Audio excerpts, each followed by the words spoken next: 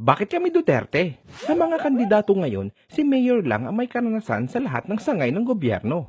Sa executive branch, Mayor ng Davao for 23 years. Sa legislative, Congressman and Vice Mayor for 6 years. At sa judiciary, fiscal ng 10 years at abogado ng 44 years. Tapos sasabihin nila, panglokal lang daw si Mayor.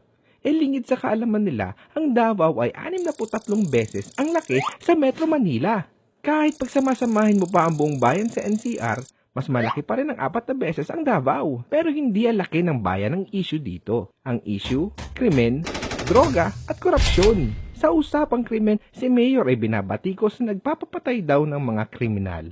Tanong, sa kasalukuyang sistema ng Pilipinas, sino ang takot? Ang mga kriminal sa mga taong sumusunod sa batas? O ang tao sa kriminal? Normal ba yan? Tapos magtataka tayo kung bakit nagagalit at napapamura si Mayor. Galit si Mayor sa drogista, kriminal at kurakot. Operasyon ito sa mga Filipino. Droga. Sa Davao, merong libreng rehabilitasyon at 2,000 monthly allowance sa mga gustong magbagong buhay. Korupsyon. Sa Davao, merong dekalidad at kompletong ospital na libre sa lahat ng Filipino. Mayor's permit sa loob ng 72 hours. Murang bilihin dahil walang gotong at modernong kagamitan para sa alagad ng batas.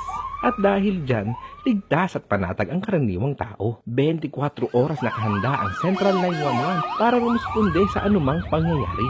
Alam nyo ba na meron lamang 3 911 system sa buong mundo? Nariyan ang Amerika, Canada at Davao. Ganito dapat gamitin ang pera ng bayan. Hindi puro welcome ark, waiting shed, barangay patrol, poste, covered court, at isang damakmak na plate number ng bahay.